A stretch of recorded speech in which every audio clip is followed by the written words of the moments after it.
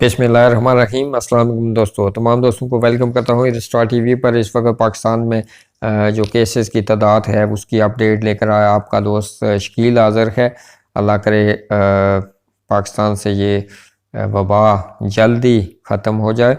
तो इस वक्त तादाद जो है 7299 पहुँच चुकी है। 7027 थी सुबह और इस वक्त 7299 तक पहुंच चुकी है। 137 3 जो है आज डेथ हुई है। 137 तादाद हो चुकी है डेथ की। 1765 सेहतयाब होने वालों की तादाद है। और इस वक्त पंजाब में सबसे ज़्यादा ये केसेस सामने आए हैं। 3301 हो चुकी है तादाद पंजाब में। सिंध में 2217 केसेस इस वक्त रिकॉर्ड हो चुके हैं।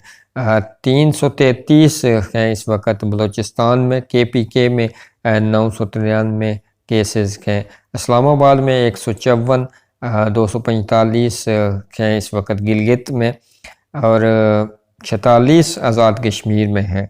और सबसे कम तादाद आज़ाद कश्मीर में इस वक्त है। अल्लाह करे कि जब भी नेक्स्ट वीडियो मैं आप तक पहुंचाऊं तो ये तादाद 7299 की कम ही हो और मज़ीद दिन ब दिन ये तादाद बढ़ रही है, जो पाकिस्तान के लिए काफ़ी ख़तरा की हो सकता है। अल्लाह पाक रहम करे हम सब पर।